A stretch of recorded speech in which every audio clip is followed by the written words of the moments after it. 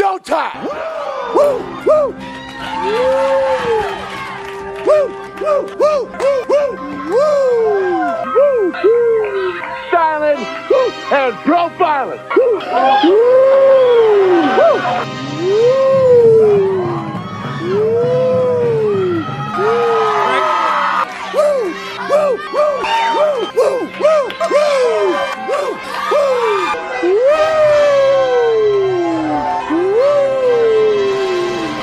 It's live and in color. Woo!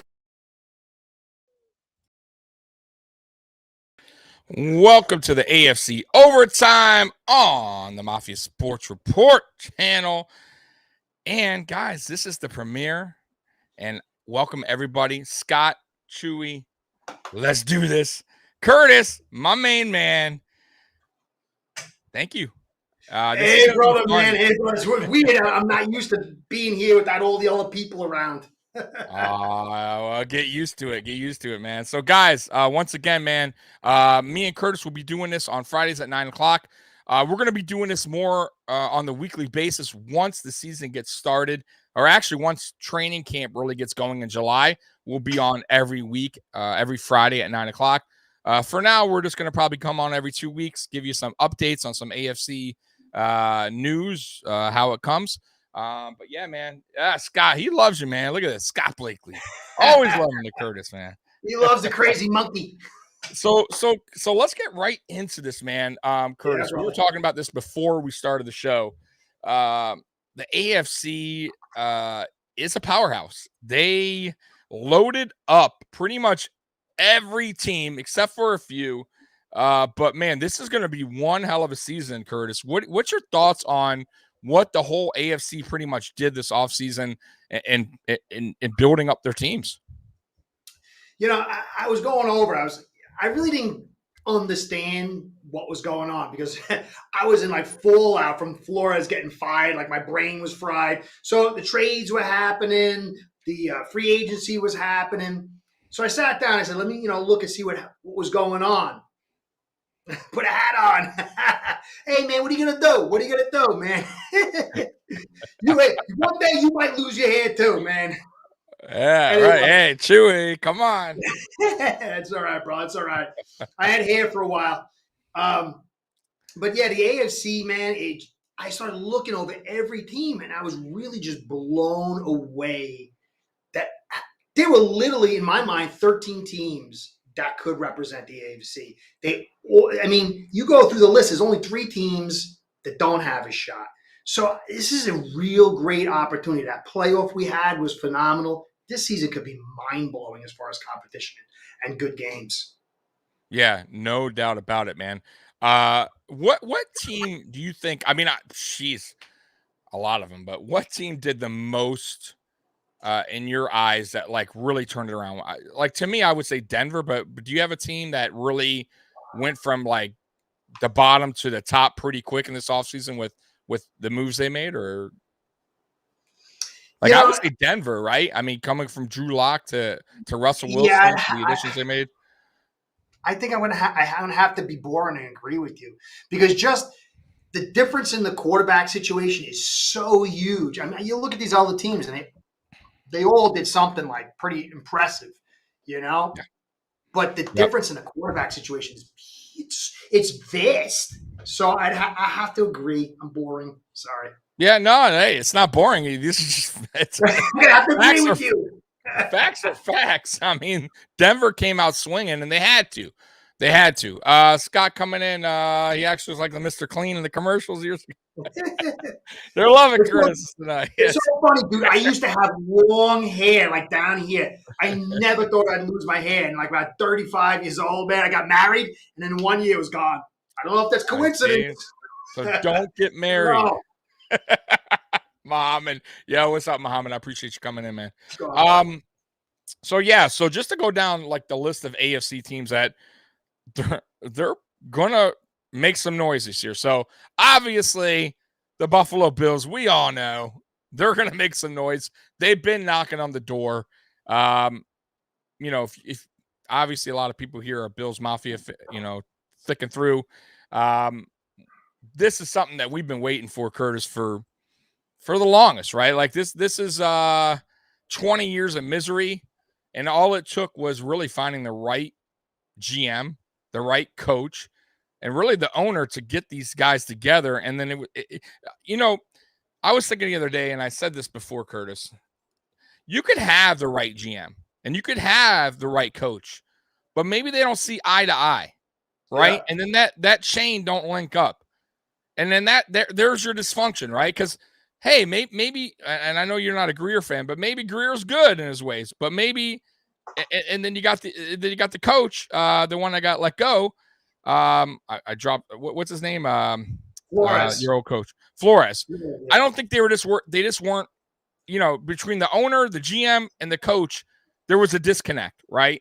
And in order for a good team, a team to get through that, next level, they all have to connect. They all gotta see eye to eye, and it doesn't always happen. And I think that's what happened to Buffalo for many, many, many seasons. And I never really understood that as a fan, because as a fan, where you're not really taking a step back and you're looking at why does your team suck for so long, or like why can't they ever get it right? I've had plenty of time to consider it though.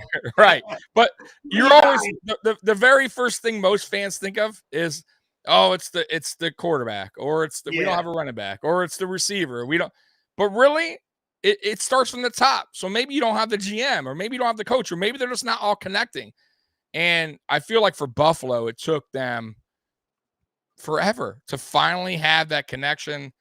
And now we're here, and now we're making noise, and it's awesome to see. But to go down that list, Curtis. So in the AFC East, I'm a Dolphins fan. I want to give a little shout out to the Bills. Yeah, go for it. Last couple of years, maybe 5-6 years, I kind of really try to view the game from outside the Aqua lens, and I view it as artistry, and I'm not a hater at all, really, too much. And I was watching Bean on some interviews. I just, checking him out, and I really, really liked what I saw. Like, I felt good about him. I felt like he was smart, cogent, a little humble, but not like weak. He was a really impressive series of interviews that I saw. And, I was looking, and like all this turmoil last year the Bills had, they were still only one game out of having the best record, 13 games. Yep. And there was unbelievable turmoil, and it was unbelievable issues, and just like foolishness for me stemming from how bad Dable was. So the Bills are really, really, really primed. I hate to say it because last year was easy. My Dolphins, they sucked. But now they're trying to get some life. And I don't know, man. Bills are looking really, really good. Yeah. I mean, it took a while, Curtis. It took a long, long time. It never happens for most teams. It really never happens. No, 100%. And I always, because I guess I just think out, crazy thoughts sometimes. But I feel bad for like the old timers that that. They're only got so much time left, and Buffalo has not won a Super Bowl I'm getting to be one of those people. Right. So it's like, for a lot of these people, Buffalo is like a small, it's a small town. The football's everything. It's everything. And, a lot of these guys didn't, unfortunately live through a Super Bowl. So hopefully Josh Allen can bring it home, which I truly believe he will. It's the best thing that ever happened to Buffalo, I think. Josh Allen, he was just it's one of those things, Curtis. It's not luck, but it's Brandon Beane and Sean McDermott just saw what a lot of people did. And Allen, and I don't really know the owner too much, but obviously the owner's keeping his hands off, which is like the hardest thing to do. These owners, they're egomaniacs because they're billionaires, and they usually screw things up. They don't mean bad, but they usually – so this owner seems like he's doing a really good job. I got a friend who lives up in Rochester, and he's a Bills fan. And I know it's been really, really hard for, like, people up in – all over New York, because I'm from New York, but especially upstate New York. And so it would be an amazing thing. I want my Dolphins to win, of course. But for the Bills, to pull off a championship would be really mind-blowing for the people, you know. Oh, So and man. I think it's a really good shot, man. I really think it's a good shot. Yeah, I think it's a good. Not only do I think it's a good shot, Curtis. The way that Brandon Beane is building this team, I think it's a good shot that we win more than one. If when we do win one, because he's just. It's going to be hard. That's going to be really hard, man, because the AFC. I will say this: man. Brandon Beane, the way he's building the team, though, we got a lot of youth, a lot of rookies that got Allen for the next 15 years. Yeah. Yep. Oh, your microphone's cutting out, Curtis. Come out. Yeah, Curtis is on. Curtis, by the way, lives in where do you live against it? What Panama. Panama. Yeah, come back out. Come back in, buddy. You there? Okay, sorry about that. Yeah, that's all right. You see, guys, Panama. That's what happens, man. But guys, man, listen. There could be no better time to be a Buffalo Bill fan. Honestly, I've been waiting for this forever, ever, for us finally to get where we're at now. And listen, man, if you guys, I'm bragging. It's okay. It's okay to brag. What's going on, Curtis? You good? I'm back for now. He's back, baby. He's back. I was saying, Curtis, yeah. A surge protector on my internet there. It's all good, man. I was just saying, it's not that I'm a brag. I'm not really too much of a bragger, but it feels good to go. Yeah, my team is. Yeah, we're good. Finally, I could say that. It's been a long time though. It's never been that way. Because I really never could be that way. But I was always high on Josh Allen, by the way. And that goes to him too. For him to, put the work in. Right? Because he could have just been hey, I'm good, gifted athletically. I'm good. I got a big arm. I'm fat, but he didn't. He took the time to go on the offseason to correct his mistakes, to get with people to help him out. And you see that now. You see the progression, and you see this is why they have Josh Allen. A lot of people are the best quarterback right now in the NFL. I believe that. Maybe I'm a homer because I'm saying that, but there are some people outside that aren't Buffalo Bills fans that believe that too. But anyways, I believe the guy. I believe the guy is right on the doorstep. When I was studying about him last year, I didn't really get his talent until I started doing a podcast. And I'm like, what's this Josh Allen guy? So I'm looking up his metrics. I'm like, whoa, what's this? So I started watching some tape, and it really started to come together from where he'd gone, where he was at, the kind of season he had. It's really special. I mean, I can't say he's the best. His skill set is so unique. It could be mind-blowing if a few things break his way. He can stay healthy in a run game. He's in that conversation now. Last year I did that whole podcast on when he's going to get generational talk, and people were laughing. They're not laughing anymore. That game against KC, he might have lost it, but he changed his perception entirely.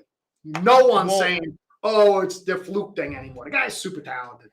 They said that when you made that video, and I remember that video. Matter of fact, I remember the video. Oh, wait, Jets. I hate the Jets, and I hate there you go. Chewy. Yes. This is funny that you mentioned that the video did on Allen. That's how I met you, Curtis, by the way. Yeah, I know. So the very first video I ever saw, guys, from Curtis was the Buffalo Bills. And I'm like, oh, who's this? At first, I thought you were a new Buffalo Bills content creator. So I'm like, oh, another one? All right, let's see what this guy's about, right? They're just coming out of the woodwork. So I watch, and I'm like, what is this Dolphin shit behind him? I'm like, this Dolphins guy? And I'm like, bro, this guy is really honest, brutally honest. And I never really, because usually there's Dolphin content guys, they just hate. And it is, I guess it's understandable. I don't do that. I'm a realist. I'll tell you, hey, I'll eat crow if I'm wrong about a player. But there's some guys that are just hating on Allen constantly, and you didn't do that. Since he came out, there was it was weird, the dislike they had for the guy. Oh, dude. Well, yeah, it was crazy. So you did that video entering the 2021 season, correct? Yeah. So it was right after Allen's 2020 season. You just shot that video, I remember. So it was entering the 2021 season pretty much. So I know a lot of people were like, oh, it was a fluke. 2020 was a fluke. He won't repeat in 2021. Like there's nobody that could go from 58% completion percentage to above 65. He'll drop back down to earth. Like that's what I was hearing from a lot of outside people. And when you did that, I'm sure that's why you got a lot of people going, oh, you're wrong, you're wrong, you're wrong. Yeah. And look what he did. Again, pretty much 65% completion percentage. He looked phenomenal in the playoffs behind the O-line that was struggling, if we're going to be real. And he's only getting better. So anyways, that's enough of me gloating about my elite quarterback here. I do want to get to the rest of the AFC real quick. Go for it. So I'm just AFC ride, East. man. I'm just riding on your coattails, brother. We're going to go through the AFC East real quick. So here's the division, how it stacks up. So you got Buffalo, obviously, New England, Miami, the Jets. What do you think about, we already know about the Jets. The Jets are a team they did good in the draft, but Zach Wilson to me is still a question mark. But it's the second season. We'll see how, I'm not going to judge him quite yet. But you got Mac Jones going into year 2. You got Tua going into year 3, I want to say. Is that correct? Yeah. So Tua going into year 3. So how do you see that division stacking up this season? Well, it's really the more I like to study. I got some mental issues, so like my mind never stops. So when I'm walking or working out, just sitting, even when I'm sleeping, I like to run through all the scenarios and keep my mind moving. Every division is really, really exciting. Even the AFC South, you got the Colts, and you got what the hell's the old team? I'm losing my mind here. Titans, getting old timers. All divisions are really exciting, but the AFC East has some really cool stories because you got guys' career on line. Tua's career is on the line. You got Coach Belichick. Now he's getting questioned. Once he was considered the greatest, and now people are like, well, maybe it was Brady, And you got the Jets. The Jets have gone all in. They got this quarterback they picked up, I think, a second overall, whatever it was. And then you got the Bills, who've been waiting. And you got all that talent, and it's like you got to deliver. But really, just imagine if Mac Jones outperforms Tua, what that's going to look like. What's it going to look like if Tua actually performs and gets to that second or first spot in the division?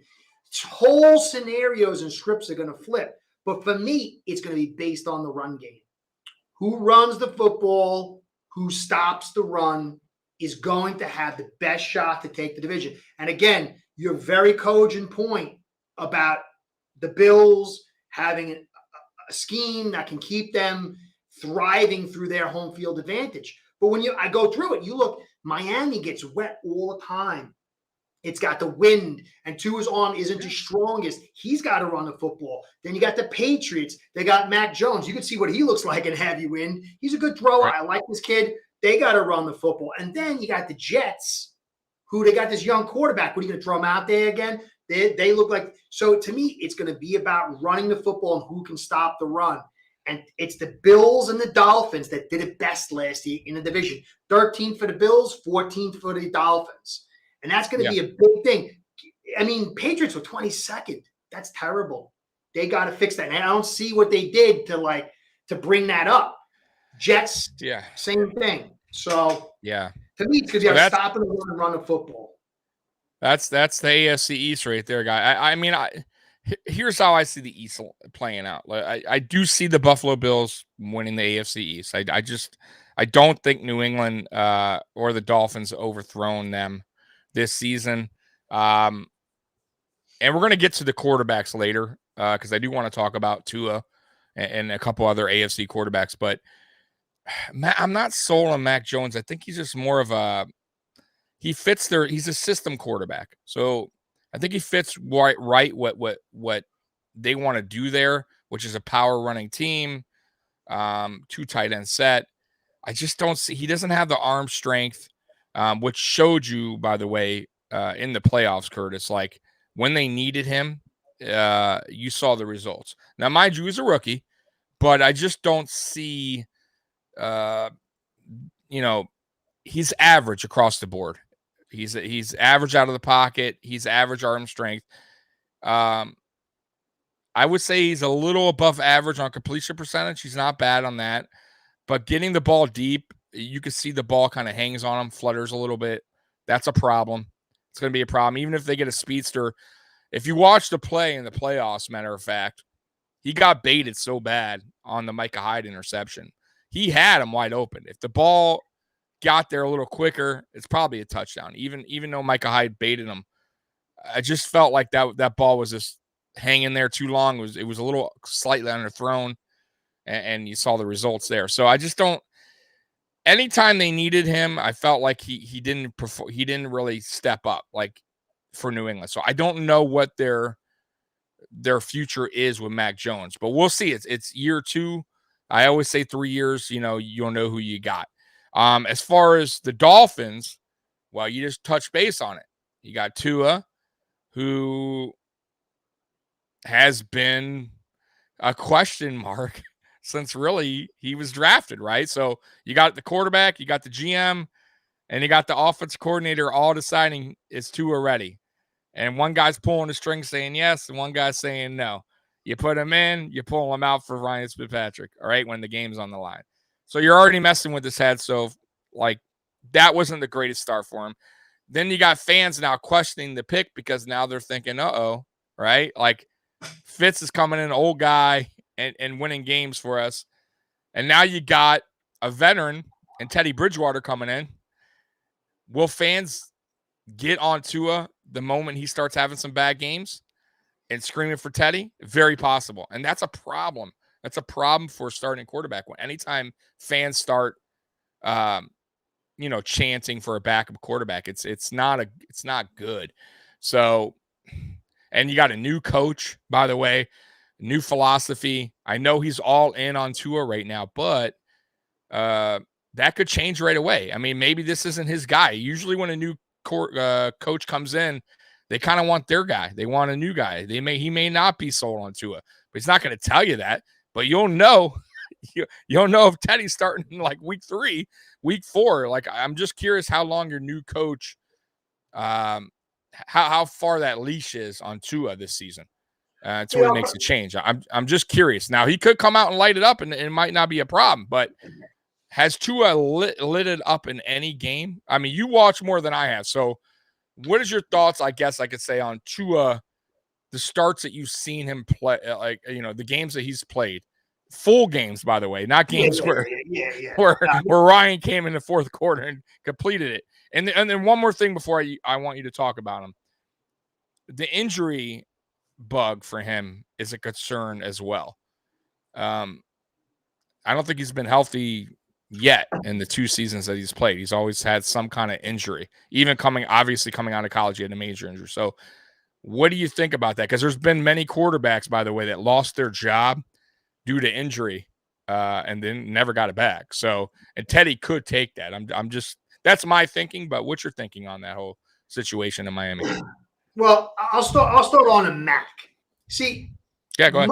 Most quarterbacks are not elite talents. I mean, guys like Mahomes, Allen, Herbert, these guys are just different. And there's not enough of these guys to go around.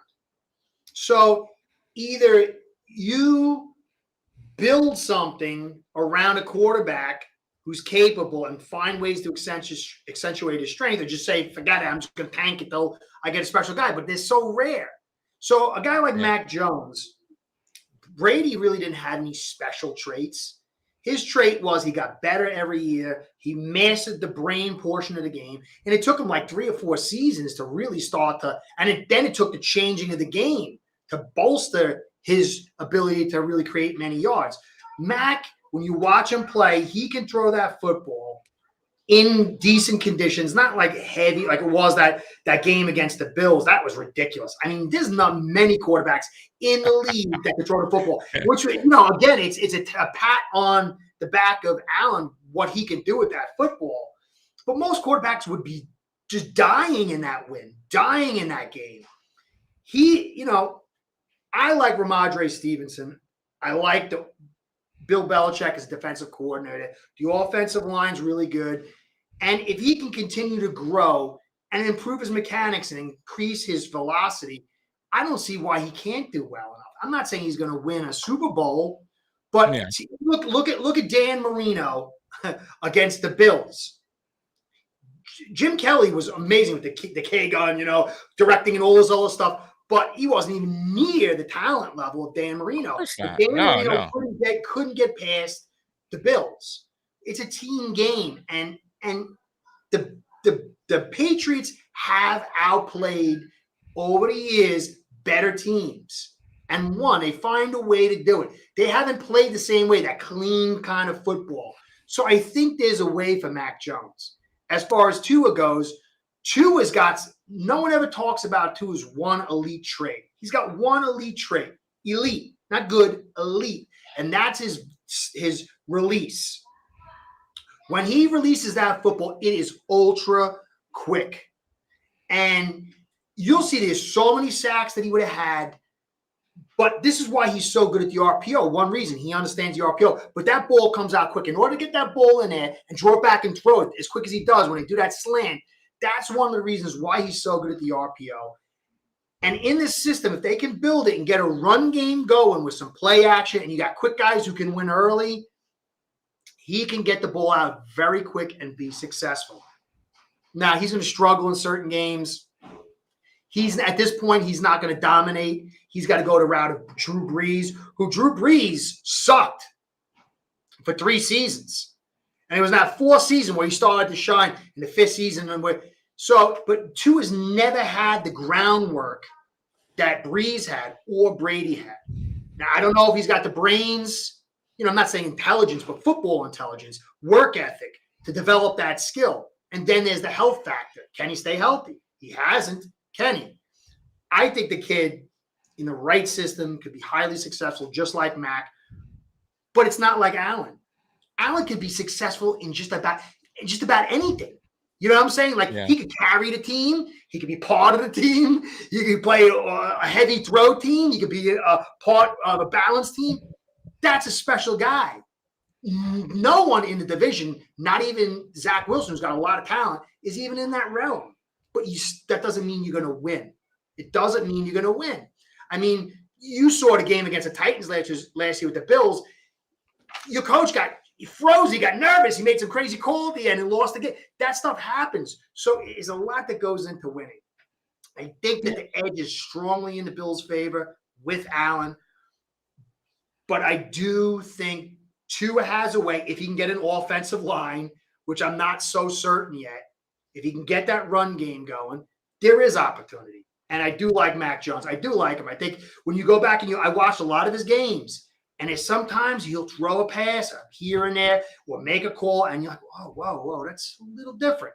And you look at his stats, the guy carried a lot in a very complex offense. So they're not even close to the Mount Olympus of Allen, but there is opportunity. Yeah. I mean, I can see your points. That's my take. Hey, listen, I can see your points for sure. I just see a lot more flaws than you do, I guess, especially in Tua. Yeah. Tua, he doesn't get, once he gets off his first read, I notice he struggles a lot. If his first read isn't there, he really doesn't take his time to look at his other options. And he kind of seems to dance a little bit in the back there. But there's a reason for that, though. There's a reason for that, Tommy. Remember, he was thrust into week 7 to start when he didn't know the playbook. The offensive coordinator wasn't. Well, I get that, but whose fault is that if you don't know the playbook? I mean, he should have known the playbook. Week 7? Yeah, but that happens all the time. I know, but let's say Gailey's let's say playbook is hypothetically, very difficult. He said Gailey did a thing. He goes, you know why Fitz is in? And he did this before the season started. He says, I remember a game where he saw the defensive end twitch his hands to the outside, and he knew it was going to be a pass rush, and he threw a pass right over the guy. In certain systems where you have to be highly cerebral, it's very difficult. Look at Aaron Rodgers took time. Even Brady sat for a year. Different, and add to that, no offensive line. The first season he did, but he wasn't ready, coming off major injury. I'm not saying the guy's going to be great, but he's had, for a 5th overall pick, that's one of the worst setups I've ever seen in my entire life. Oh, yeah. For a quarterback. No doubt. It's just like, if the guy even was, let's say he was really good, he'd still be like screwed. If Herbert was there, Herbert would be totally screwed. Herbert's had a wonderful setup, an amazing setup. Look at that offensive line. Look at the system. No, I agree. Listen, but we can go back from the beginning of time where quarterbacks were on bad teams and failed, right? Like, there's a ton. Like me and Mikey were talking about the other day, like Detroit Lions, for instance. They've been a bad team forever, right? Yeah. And I live here, so I hear all the radio calls and all the people in the bar. They always blame the quarterback. And when they finally got one, right, when Matt Stafford, he still was a problem. He's the worst. He sucks. When it comes down to this, he can't. He sucks. And I never. Right, and I said, and I would always defend him and say, listen, you guys waited forever to get a guy who's talented, who has an arm. You just don't have the team around him. Like, it's you got to stop pointing your finger at one specific area of the football team. And listen, there's been quarterbacks, like I said, like Joey Harrington. I'm just going to throw that out there. He was a hell of a quarterback in college. He didn't work out in Detroit. Was it because Detroit messed them up so bad that he just couldn't recover? And that's just one example. But there's many. Megatron and Barry both them quit because the team was so bad. Two of the best ever in that position. Like, I'm out of here. Right. Sorry. So there's a lot of I think a lot of young quarterbacks, they don't have like that, that mental toughness to get past being on a bad team. And I think once they go through that, I think it kind of just like messes them up, like through their career. Like I've never seen a guy, like, maybe I'm wrong. Maybe there has been a quarterback, but a quarterback that had a rough go as a rookie and then moved on somewhere else and flourished. Steve Young, you're right. Steve Young from Tampa, you're right. I apologize. So, but how many? So you got Steve Young, right? Went to the 49ers, excelled. But who else? I mean, there's not a lot. Jim Plunkett, was it Jim Plunkett? Well, I don't go back that far. I'm trying to remember. Yeah, I'm 80s, 90s, but my point is you can barely films, man. The Steve Young was a good point. The Steve Young. Oh, I got another one. Drew Brees. No, Drew Brees, and then Brett Favre from Atlanta Falcons too. There you go. Yeah. Oh, but how many? You get what I mean? Like, there's not a lot that could actually get their act together, go somewhere else, like, put that pass behind them. So, Tua came off, like you said, into a rough go. The whole, what I remember the most about Tua was the tank for Tua. Tank for Tua, right? Like, that was like the saying in Miami. It was the tank for Tua. Yeah, I finally got Tua. Yeah, you got Tua. And then I think your coaches were, your coach was torn on him, and then your GM was torn. And it was almost like a tug of war, right, with Tua. And it's like, okay, now we're gonna trade for Watson, maybe. All right, Tua. Like, it's just like, I just felt like he just never was he got drafted maybe to the wrong team, right? Like, yeah, possible. Very possible. But that's the emotion, that's the mental side of things. The physical side of things, I still think he's injury prone. I agree on that. Yeah, definitely. I think he's a little small for the position. And mind you, Kyle Murray's small too, but Kyle Murray, he can move out of the pocket, and he's smart when he gets out of the pocket. He's not taking big hits. He He's seems a running out of little bounds. mentally weak, though, too. He seems a little mentally weak. Yeah, though. yeah, he is, but he's not I'm talking about injury wise. He's smart when it comes to his body. Like, he knows that he's not going to take on a linebacker. Like, he's going to slide. He's going to Tua. Like, I don't know if he's that kind of quarterback that can run out of the pocket and not be worried due to injury. Like, I almost think like it's on his mind when he scrambles. Like, he doesn't want to take that hit because he's been hurt multiple times. I mean, we played him in Buffalo. When we played you guys in Miami, actually. I mean, he got walloped, and that was it. One hit. He was done. Yeah, that was a brutal hit. So it was a big hit, but you got to take it. I mean, listen. That's the problem. You know, he's a smaller quarterback, and he's gonna and you guys are gonna have to build around and build an offensive line that can protect him, and he's gonna have to play smarter. But anyways, let's move on from that. Let's go to the AFC North. You got Cincinnati, you got Pittsburgh, you got Cleveland, and you got Baltimore. That's a good division. That is a tough division. So Cincinnati. They just got, went to the Super Bowl, very close. I mean, I was shocked, to be honest with you. They got there, but they got there. You got Pittsburgh. Well, everybody was shocked. Everybody. Yeah. Everybody. Pittsburgh, which is a big question mark, in my opinion. But they've always played. They got one of the best head coaches of all time. Like, that dude. Yeah, he's going to go in the Hall of Fame probably. Then you got Cleveland. We'll see. Cleveland's always like a wreck to me somehow. Like, no matter what they do, they seem to mess it up. So I'm not totally sold on them. I love their offensive line. I'm not crazy about the head coach. Watson's going there, which we'll see. And then you got Baltimore, and you got Lamar Jackson, who just lost his receiver. And he just doesn't have a lot of weapons around him. So what's your thoughts on that division, the AFC North?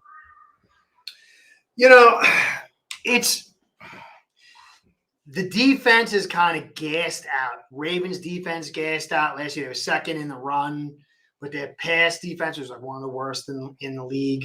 Steelers, their run defense, I think, was worst in the league. Pretty decent pass defense. And then Cleveland ran into problems too. They were able to run the football, but it was like middle of the road. Bengals have a really good defense, but their offensive line had Burrow getting snot beat out of him. He just basically burning to the finish line last year. Got injured again. So to me, if the Steelers can stop the run, the Ravens can stop the pass and keep their offensive line healthy. If they can protect Burrow, and then who's the other team that I missed? Baltimore. You got Cincinnati, Pittsburgh, and correct. And the Steelers. Yeah, I missed somebody. Baltimore. Yeah. You got Baltimore, Cleveland, Pittsburgh, Cincinnati. Okay, so if and in Cleveland, they got Watson's got his offensive line now. There's no excuses. Certainly does. He's got to, you go watch him play, and he puts up heavy stats. But there was a lot of sacks. There was a lot of interceptions at times, or critical times. So all these teams, there's opportunities for all of them. And I'm not counting anyone out. I know we talked earlier, and you said Steelers were like a long shot Cinderella team. But there's something for the AFC up about them. Yeah. I mean, because I like Flores with them too. I think Flores is going to do magic for them. Sure, he was a hell. Yeah, I agree. He's like him or not, you think he's a maniac and is a poor head coach. The guy is super good at defense, man. No, I think he's a good addition for them. 100%, he's a good addition. And I think he deserves another chance to be a head coach in this league, and he probably will. Definitely. Yeah, he probably will in the future. But it's good that he landed in Pittsburgh, just to kind of get there, get that Dolphin stuff behind them a little bit right now, not going to the main spotlight of things. But the reason why I said not Cinderella team, but Pittsburgh, they got a question mark, and that's the quarterback. Let's be real. And listen, they had a question with Roethlisberger too. That guy wanted to 100%, but and he didn't 100%. But Trubisky, I like Trubisky. He's a backup quarterback. I thought Chicago dropped the ball really with him. I thought he got them to the playoffs multiple times.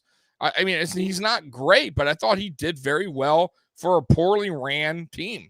Like Chicago was a poorly ran team with a bad coach, a coach that got fired.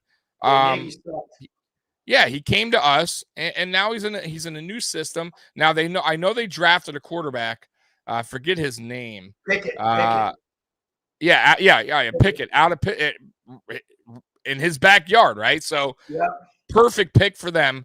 But it's going to be one of those things now. So Pickett and Trubisky kind of going to be fighting for that starting job. I still think it'll go to Trubisky the first season, which would be the smart thing to do for the Steelers. Yeah, definitely. And see what happens. But that's the question mark. And to what you were saying about they got in the playoffs last year, it was kind of a fluke, but they did.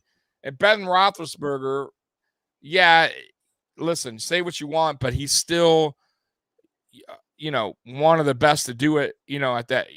He's for his career. You know I mean? He just didn't. The thing with Roethlisberger, he just didn't take care of his body, right? Wow. So he didn't do the Tom Brady route, right? He did the cheeseburger route, and it caught up to him. So it happens. Like, I don't blame him, right? He got his ring, but yeah, his days were behind him, and good for him. He went out on a good note. Got in the playoffs. There's nothing wrong with that. I praise that.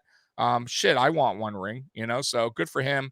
But we'll see. That's the only reason. That's why it's question mark for me on Pittsburgh, and Baltimore is a question mark. And I heard some people saying Baltimore is like a Super Bowl team. I forget where I heard that today on ESPN somewhere, but I don't believe that at all. They're going to be scrapping to get into the playoffs, in my opinion. And I think they're going to be scrapping with Cleveland. Like, I think Cleveland, if Watson comes out and plays, if they let Watson play the full season, which I don't know if they do, but let's say if they do, then they're going to be in a dogfight with that, maybe a 10-win season with Baltimore, and then it's going to come down to some crucial games, and it could come down to the games they play against each other. It could come down to that. That's an interesting division, very interesting division, because it is. Those are all tough teams. Cincinnati, Pittsburgh, Cleveland, Baltimore. Those are all 9 to 10 win teams easily. Pittsburgh maybe more of the 9, in my opinion, depending on how Trubisky does. But the rest could easily win 10. Easily. Last year alone. So you got Cincinnati this is last season. Cincinnati at 10 wins. Pittsburgh at 9, which I'm saying they'll probably get 9 again. Cleveland at 8, mind you, Baker Mayfield. They got a little different situation, though. You never know. We'll see. And Baltimore had a bad season at 8 wins. So will they bounce back? Possibly, but they're still that's still not bad. And all those teams had not the greatest season. They still won 8-9. The worst team was 8 wins, Baltimore. Yeah. Okay. So let's move on to the South, which it's really a two-team race here, right? You got Tennessee, you got the Colts, you got Houston and Jacksonville. So what's your thoughts on the AFC South teams? Well, right off the bat, I don't really see any way Jacksonville or the Texans could do anything. I mean, they're not a terrible team. I think Texans are a terrible team. They are scrappy in ways. Texans are scrappy in ways. I think they even beat you guys last year. No, Texans didn't beat us. Oh, they did? Who beat you? No, Jacksonville. Please don't bring it up. That's right. So, they're scrappy teams. I think they're heading in the right direction. But to me, it's the Colts versus the Titans. And the Titans are very interesting because they got rid of Brown. They drafted a quarterback. They got rid of Saffold. They got rid of the right tackle who went to you guys. And then they drafted all these dudes. So they're like totally betting on themselves to bring in new talent. But man, those Colts are a tough team. You got Taylor at running back. You got Leonard at middle linebacker. They got Ryan now, Nelson. And I don't know if Gilmore is going to be a big piece for them. Can Gilmore still play corner? If not, they got a big hole of corner. But I don't trust Tannehill. Tannehill, like, he could be good and he'll throw the pick. You know, And you know him too. You know him very well, by the way. I know him very well. Very well. And then, like, will Henry, is Henry breaking down? You know, is he going to get injured again? You know what I'm saying? Right. But it's going to be those two teams, but it's going to be very interesting. And there's like a lot of answers that we're not going to know, you know. If Henry, if they can get those rookies playing early in Tennessee and they can keep Henry going, it looks like there's a really good chance. I love that defense. That defense by the Titans is Vrabel's an unbelievable coach. He's one of my favorite coaches in the league. But Colts are tough, though, Colts have a hell of a coach, too. What's your take? What do you think? Frank? Well, okay, so clearly Jacksonville has a lot of lots to go. They have a lot. They have a lot more drafting to go and a lot more free agents to go to even, get to I think even a 500. To be honest with you, like they're a little bit away. New coach, new philosophy. Trevor Lawrence, we'll see, right? Like, you got to build around him. Right. And then you got Houston, Davis Mills, who I thought Davis Mills and Mac Jones they both played very exceptional last year. For rookies. I mean, I'm not saying Davis Mills is like the answer there, but he's not bad. Like he really wasn't. He had a decent rookie season. But once again, they're a 4-win team last season. There'll probably be a 6-win. Yeah, they're a little bit ago. Now you got the big dogs, right, in this division. You got the Colts and you got the Titans. So my only problem with both teams is the quarterbacks. Matt Ryan, I don't know what it is with the Colts getting old quarterbacks, but Matt Ryan is not Matt Ryan. Like he's not with the Matt Ryan we know from Atlanta. He's like, this is the older veteran, slow Matt Ryan who cannot get out of the pocket. He's not. Listen, he's a smart guy. He still could throw the ball, but he's slowed down a lot. And I noticed when you blitz heavy on him, he's done. Like he has nowhere to go. The good thing with them, though, they got a hell of a running back. And the good thing with Tennessee is they got a hell of a running back and they got a mid-level quarterback. So I always said Tannehill. I don't think Tannehill's bad. I just don't think he's good. He's inconsistent at critical times. He's inconsistent, right? So, like, if I had a ranking system, he'd be like 15th. Like, he's right there. He's in the middle, which is not terrible. He still could lead you to the playoffs. The problem is, right? The problem is going to the playoffs and then having to rely on him. That's where it starts to become a problem. It's scary. That's the scary part with Tannehill. He's not. I don't know if he's a leader like that. Like, I don't know if he can lead a team, and Derrick Henry will have to stay healthy, and that's rough if you're going to run Derrick Henry all season on a 17 game season, 18 weeks, right? So you got right, and they're pounding Derrick Henry. So mind you, defenses have improved as well in the AFC. So it's not just AFC loaded up on offense; they loaded up on defense. So Derrick Henry is going to take a pounding too. No matter, I get Derrick Henry's big. I get he's a big boy, but those hits eventually take a toll on your body. And you got the playoffs going. They picked up Donta Foreman, and he carried for when Henry was gone, and he was pretty good, man. He's a pretty good player, man. I think the two of them, they can split carry. I don't think it's going to be all on him all season. Well, no, it won't be, but but I do see Tennessee winning that division.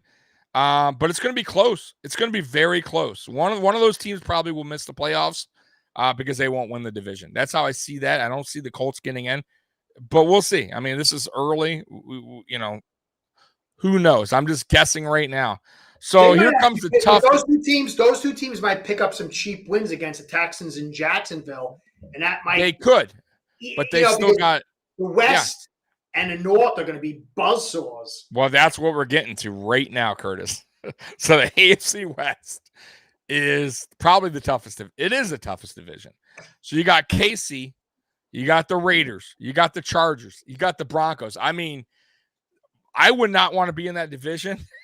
Though I would still think we would win the division, but that is a tough tough division, man. And KC, I think, took a step back. I do. They lost Hill. But as long as they got Mahomes, they're always going to be a team that you got to take serious, right? No matter what, because and as long as they got Kelsey and those two are connecting, and you got Andy Reid, who's a hell of a coach, they're always going to be a tough out, right? Then you got the Raiders, who improved drastically. Though I'm not sold on Derek Carr. I know a lot of people are. I'm not 100% sold on. Then you got the Chargers, right? Their young quarterback, who is a stud quarterback, and Herbert. And they added additions. They beefed up on defense. They got Mack, right? And they got Bosa. I mean, that's a tough out. And then you got Denver, who we just talked about right in the beginning of the show, who totally loaded up. And that is such an Elway thing to do, by the way. Like Elway, you can't find him in the draft, but boy, he will go out and get that quarterback. Which there's nothing wrong with that. There's nothing wrong with if you win. You won with Manning. Yeah. So what's your thoughts on that tough division there at the AFC West, man? Well, start out with Denver. They're a good team, man. That offensive line is pretty good. And Javonte Williams led the league with 31 broken tackles. And Melvin Gordon's over there. They got a good run game. Thing is, though, didn't Wilson get all upset when he was running the ball too much in Seattle and he wanted to be a star and throw the football a lot? Let Russ cook. Yeah. So I mean, to me, if he wants to cook, it's not going to be good. Not that he's a good quarterback, but the strength is running the football with this team, and if he can learn to play off that, but I don't know if he's going to. Mind you, too, he's playing in a different. In Denver, you get really winded there because you're playing high altitude. So he has to get used to that too. Listen, Russell Wilson isn't like a young quarterback anymore. Like he's getting up there, so he has to really get used to Denver and the high altitude and not gassing out. Like it's not. He's gonna have to, like you said, maybe change his play a little bit. If he can, though, his egos. Because he's in that division, and there's a lot of guys throwing the football going to put up good numbers. And he's Russell Wilson. It's going to be interesting to see how that offense goes. I think if they go heavy throw, it's not going to be good for them. So I'm very, very intrigued about that. KC, again, Andy Reid, he loves fun ball, but they got a very good offensive line. Are they going to run the football? They try to throw out the house in the Super Bowl and got blown out. Yeah, it was because 2 tackles went down. But if your tackles go down, you run the football to make it a little bit easier. But they had to keep throwing. Then they lost last year against the Bengals because they had to keep on throwing, couldn't run the football. But they got a good offensive line. So, and that defense isn't the same. That defense is a little thin. It's not as good. So, is Andy Reid going to still be fun ball? And then the Raiders, McDaniels, what is he going to do? I like Carr. I think Carr is a pretty good quarterback. And they got Adams now, right? Yeah, but the offensive line's sketchy. The defense has got some nice parts, but a few Swiss cheese holes. So, I don't know what they're going to be able to do. To me, it's offensive line. If you look at the offensive line, who's got the best offensive line? That gives you the best chance. KC's got the best quarterback and the best offensive line, sketchy defense. And then the Chargers, though, have an awesome offensive line. They can run the football. Dude, and they got Mack and Bosa. Now, is Herbert going to be clutch in those moments? But to me, the Chargers are very scary, man. That offensive line is excellent. They got some. By the way, did you see their video they put out or no? No, I didn't see it. I'm not hip. Yo, I'm old. So every team, not every team, but a lot of the teams, they have like their PR department or whatever. They put out these videos of when the schedule's released. Like Buffalo Bills did a funny one. We usually it's always something creative and different. So the Chargers did an anime, which is like cartoonish, like yeah. It's like Japanese stuff. Yeah, Japanese. So the first two, so they broke it down. They broke it down week 1, week 2, and they would do like an anime thing. I wish I had the picture, but anyways. Was it cool? So when they came up to Jacksonville, they had a picture of a Jaguar dressed exactly like Urban Meyer, the same outfit in a bar with the That's pretty shoes. funny. Bro, it like, and then they did one on Cleveland. That's They great, said, dude. we can't say anything. The lawyers said not to say anything because of the Watson thing. Dude, That's great. you gotta That's watch awesome. it. Like, I and gotta then check they it did out. one. Send it to me later. They did one on Seattle where they're in a grave, right? Like the background's like a grave, and each tombstone says something like Marshawn Lynch should have ran the ball at the 1-yard line. Oh man, I never seen anybody do something like that. Bro, they're taking They took shots on almost every team that they're playing against. That's great. You got to send that to me. I'm really looking forward to that. Dude, it was so funny. Guys in the chat, if you haven't watched it, watch it. The Buffalo Bills one, Curtis, was so weird, but I loved it. It was basically Dawson Knox comes in initially. He sits down. He puts on like this old school aviator like hat on with the goggles, puts the goggles on, starts eating chicken wings, right? Messy. It's all over his face. Then Mackenzie comes in as a doctor, just basically no sense, right? Tommy Sweeney's playing the guitar, like terrible. Gabe Davis is like hitting a pinata. You got Tim Settle drawing a painting like of nothing. And then Josh Allen comes out on like a dog or something. And then Dawson Knox starts rubbing his hand. Now, I think that's because I don't know if you saw this, if you watch baseball or not. There was an umpire last week. Did you see this or no, Curtis? Okay. No. You watch baseball or no? Not really. Not anymore. I haven't in 20 years. Okay. So long story short, there's a new rule in baseball where the umpires can check the pitcher hand to see if there's any foreign substance, right? Like sticky shit. Yeah, so when they're walking off the field, they'll quickly, it's real quick. They literally do like this and they walk away. Well, a pitcher was jawing back and forth to the umpire behind the plate. So when he's walking off the field, the first base umpire asked to see his hand. So he literally took his hand and he was staring at him, holding his hand and looking at his eyes the whole time and not letting go. And finally the pitcher goes, what the fuck, man? what are you doing? And then he threw him out. He tossed. So he baited him into because he was pissed that he was talking shit to the other umpire. So he baited him by doing it. So we did that in the video. Dawson Knox was rubbing Josh Allen's hand.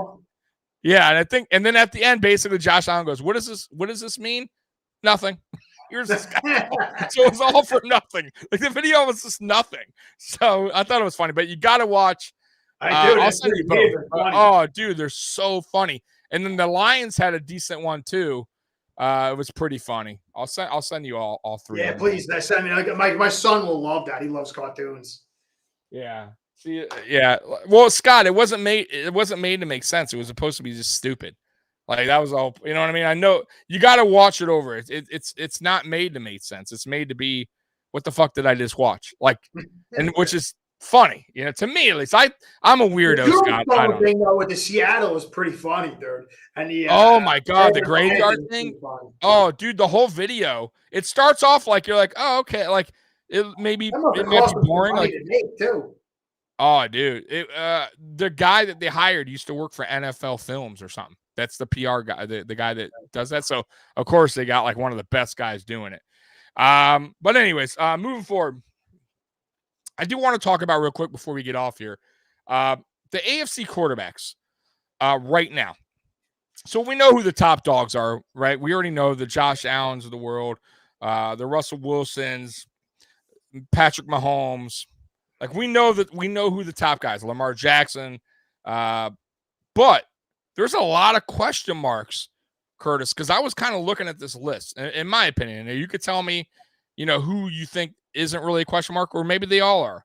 So first I got Tannehill. I'll go through the list. Tannehill, Tua, Matt Ryan, Trubisky, Mac Jones, Zach Wilson, Trevor Lawrence, obviously, Davis Mills, and then I got Deshaun Watson because new system, hasn't played in a year, and I don't know. Cleveland just doesn't do things right there. So what's your thoughts on those question mark quarterbacks? Well, I think really, Mahomes and Allen are the only two quarterbacks. Let me see, look through, and Burrow. I mean, Burrow, you can question his health.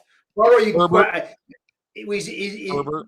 Herbert is still, but he's up there.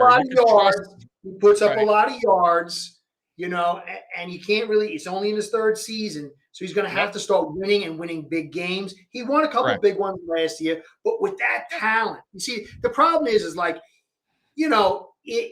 like my son, where I always talk to my son, and he's, he's saying this or that. I said, it's all about comparison.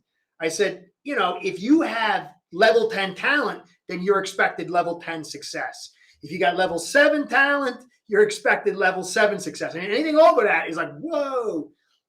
Certain guys like Herbert, Allen, Mahomes, Watson, these guys are just on a different level as far as physical talent, ability to do things that nobody else can do. It still comes down to the brain, but still, these guys are on a whole nother level, and they're expected different results. The rest of the quarterbacks in the division, in the AFC, they're at different levels. Some of them, like again, Tua, his whole career is in question. Zach Wilson, same thing. He had a terrible first year. If he has a terrible second year, now we're in like, oh my, is it? But some of these other quarterbacks, like even like Mac Jones, he was taken 15th. Yeah. He put his team to the playoffs. You know what I'm saying? Like, yeah, he's got all these flaws and warts and all this other stuff. He's a rookie quarterback, and he brought his team to the playoffs. Yeah, it was a heavy run and also, but how many quarterbacks have been in a heavy run system, with a good defense, or not even a great defense, and made the playoffs? Not many. So, certain guys like Tua, he's got more expectations. He's taken 5th overall. Dolphins passed on Herbert. It's like gradations of like what to expect. Watson, to me, he's got to do something big this year because he's got one of the best offensive lines in football. He's got an amazing running attack. He's got some stars on defense. When he was with the Texans, they always had a terrible offensive line, and he was always on the run for his life. Now, is he going to be able to stay in the pocket, make his reads, or is he going to still just run around and cause chaos and make his plays and get all? That's not going to work. He's got to work within the system and take this team really far. They spent tons of picks on him. So, to me, Herbert, tons of money. Herbert's got to make the playoff. Well, I'm sorry, what you said? I said tons of money. Oh, yeah, tons contract. of money. It's guaranteed. I mean, first ever. Like, that's wild. Everything. So to me, Herbert's got to make the playoffs. Watson's got to make the playoffs. Allen's got to at least go to the conference championship. At least, and Mahomes has got to. He doesn't have to because he won a Super Bowl and he went to. But you don't want to take a big step back because now he lost a Super Bowl. Then he didn't make the Super Bowl, and it's like it's going to be going downhill. And you never know. Your career's. So I think he's got a lot of cred, so he can get away with it, but he's got to make the playoffs to get to the second round, or it's going to be like, oh, man, what's going on here? But Herbert's got to make the playoffs. Allen's got to go to conference championship, and Watson's got to take the team to the playoffs and get to the second round, win a game. The rest of the quarterbacks, I mean. I think this will be Tannehill's. I think they're going to move on if he doesn't you can only go so far with him, man. And I think eventually they're going to have to make a decision on Tannehill. Yeah, I felt bad for the guy last year. Yeah, I felt bad. I was like, oh, I felt bad. I don't feel he got paid. I mean, he got paid. You got to live up to your contract. I mean, I do feel it was a right decision at the time to give him the contract because he did do well that season, and he was a much better option that they had at the time. But I think they're kind of seeing now, like, this is who he is. Like, this is it. Like, I don't know. He's already reached the ceiling. The ceiling is only where it's. You can't go any higher with Tano. So, and then Matt Ryan, to me, I just think he's just aging and he's just not, he's a shell of what he was, in my opinion. And I think they got to stop playing around with getting old quarterbacks or, venturing off. Still got juice though, dude. Brother, I still think. Yeah, but that's not. He's not the. They're gonna have to eventually address it. They're gonna have to. Like they're. I get this year they couldn't. How many wins did they get last year? How many wins did they get last year with the dude from the Eagles? That guy would throw like for 90 yards a game, and they still were like 9 games or something. They got in the playoffs, right? Yeah. Didn't they? No, they didn't. They messed up by losing to Jacksonville. They should have been in the playoffs. But either way, 200 plus. Ryan will give them 200 plus. Yeah, I don't know. That's if he stays healthy too. You got to remember, man. Matt Ryan's had a history of injury as well, so he's a big question mark. System. He's going to be in a new system, a run-heavy play-action system. Oh, he is. Yeah, with Frank Reich's a hell of a he's a hell of a coach. All right. I don't know. We'll see. I think he's just a little bit. Maybe. I just don't. I don't think so. You got Trubisky, who's a question mark. I mean, he is. Yeah, this is his last stop. This is it. Yeah, 100%. And it's either earn it or lose it and be a backup. The rest of your career. Mac Jones. Yep, Mac Jones, second season. Listen, I'm not high on him, but it's his second year. We'll see, right? Zach Wilson, same thing. I think that he has a lot of. He has a bad season. Oof. Oh, yeah, and he has a lot to learn. He has a lot to learn. Trevor Lawrence didn't have a great season either, but he had a terrible team, a terrible coach. Yeah. So we'll see. Davis Mills, like I said, he surprised me, but that's such a bad team over there. Third-round pick. Watson, he's got time, though. He's a third-round pick. Yeah, so what do they got? Time with him. They do got time, plenty of time. There was no quarterbacks in this draft that I was super high on, so I understand why some of these teams skipped out on a quarterback. There wasn't anyone really worth taking in the first round. I know Steelers did take the guy, I think 20th Pickett, right? Was it Kenny Pickett, right? Pickett, yeah. 20th pick. So we'll see. That's good value, though. That's really good value. It is. The hometown guy. They know plenty about him. And they're not sold on Trubisky, and it's good for them to have a little competition. Though I still think Trubisky will win that job just because he has the experience in the NFL. And it's good to sit your rookie quarterback anyways, if he is your future, just to see, it can't hurt. Yeah, it has to. I do want to get to, before we leave, guys, I wanted to get into, because I thought this was interesting. NFL.com put out the top 10 games that they projected this year. So their number one game is Buffalo, Kansas City. Buffalo at Kansas City, a rematch. Yeah, that's a hell. I don't blame them, and I'm surprised it's not a primetime game. It's a 4:25 game, though. It's kind of a CBS primetime if you think about it. It should have been primetime. I'm shocked that it isn't. You got Denver, Seattle. I don't know why they had that number 2. I don't. That's a little strange to me, because I think Denver's going to just roll them. I mean, I understand they're going to Seattle. You got the reunion, but that's not going to be a good game. That's not going to be a good game. Yeah, I think Denver's just going to kill them. KC at Tampa Bay, week 4. That's a hell of a game. I think that's a really good game. You got the young buck versus the old buck, and Brady's coming back. They've had really good games when they play each other. Brady and Mahomes. That's a good game. I don't know if it's a killer game, but that's a good game. You got week 8. You got Green Bay at Buffalo. They got this as the ranked 4th. Yeah, I guess, we haven't played Green Bay in a while. It's in Buffalo. Aaron Rodgers, the vet versus the young buck, and Josh Allen. That should be an interesting game. They got the 5th ranked game, Chargers at Raiders in week 13. That's an interesting matchup.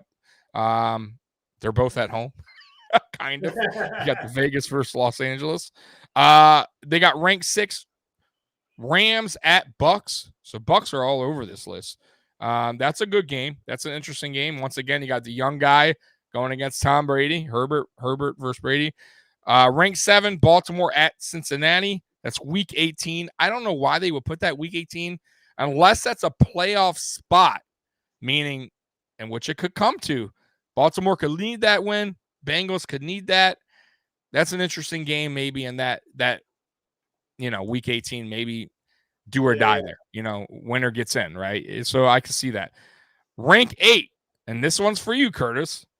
Dolphins at San Francisco. Wow, dude. What do you think? What's your thoughts on that? Dolphins at San Francisco. You think that's worthy of the 8th rank, top 10? Well, it's interesting in one regard. I mean, a few, but Flores was able to beat Belichick. He was able to. I was in his system. I can figure it out. I'm smart enough, and he can get those wins. And he got a couple big wins off them. Now, San Fran, when he goes to San Fran, is McDaniel going to be able to do the same thing? He's going to need a lot.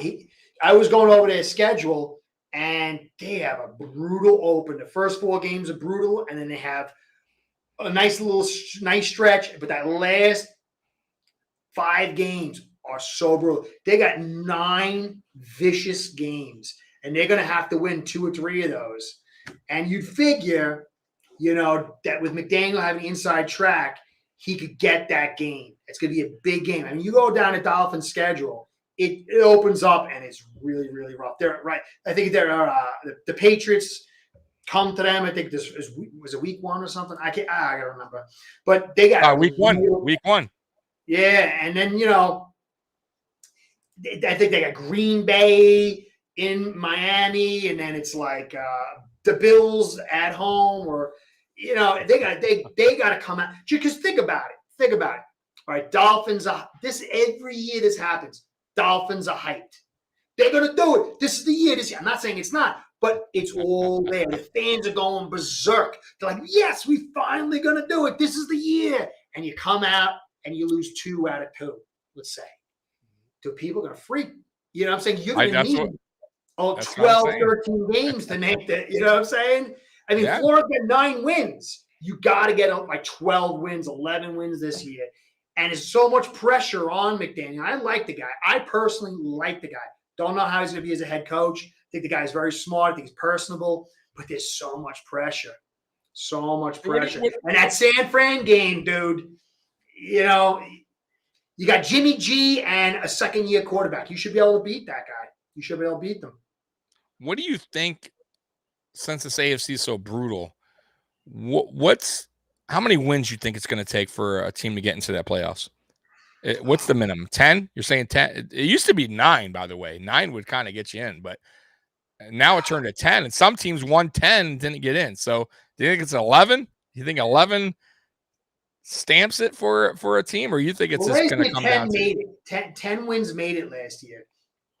I think somebody didn't get in at 10, didn't they? There were some teams that Patriots got in at 10. Yeah, but wasn't there somebody else that had a winning record that did not get in? Didn't the Dolphins have 10? How many Dolphins? No, they got 9. They got 9. 9? Somebody else didn't get in. I know they didn't. They had 10. I could be wrong. To me, it's like, it's so weird because you have 2 divisions with 4 tough teams. And so you're going to get guys lose. You're going to get a few more losses. You're going to pull down that win total. Then you got the Dolphins with the Patriots and the Bills. So there's going to be some scrappiness going on in there. Now, the AFC South, like we talked before, I still think the Colts and the Titans could both make the playoffs. And then you only got 2 teams for 3 divisions making it. And so what the deal is on that? There's going to be some real good teams getting left at the altar, man. I think it's going to be real sticky. Yeah, so I was wrong. Every 10-win team got in. The Dolphins were 9-8. And they missed it because Pittsburgh was 9-7-1. Yeah. And all the Dolphins had to do was beat Tennessee because they handled their business the last game against New England. But Tennessee was a brutal game, though, dude. I said it. I called it that. I said, man, that's a tough team, man. It's pathetic. They played nickel defense with a nickel cornerback all game, and we had 2 tight ends and couldn't run the football. We do got a quick question here by Chewy. It's a good question. What is the main difference? What is the main difference between the quarterbacks of the 80s and the 90s to the guys today? For me?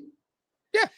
Well, you got to remember, the game is you could not be a small quarterback in the 80s and 90s. If you remember Jim McMahon, how his career pretty much ended, the play ended and like 4 seconds later, I forgot what team it was, the guy picked him up and like pile drived him into the earth. These guys were brutalized. I don't even know if Tom Brady would have succeeded like at the same level. You know, if you watch baseball, the juice, when guys took steroids, they were able to get their physical peak and mental peak to cross over at a very high level. Now it's the same way. These quarterbacks aren't getting hit as much. They're protected a lot more. So they're allowed to mature mentally and still be relatively physically healthy way later in life. Guys were not doing that back then. I mean, you look at all those guys, and they had their knees were buckled up. They were constantly hurt. They were just a lot tougher. They took all kinds of brutality, man. 100%. Had to be bigger. Now they can be small. Yeah, I agree. I 100%. I mean, that's the difference, right? Listen, 80s, 90s, even early 2000s NFL football was a different game, man. You could get away with, I mean, a lot. Defenders could get away with hits that just easily penalties today. Some of the hits they were doing back then will be ejections today. I know. Quarterbacks back then, too, I want to say the difference between quarterbacks as well.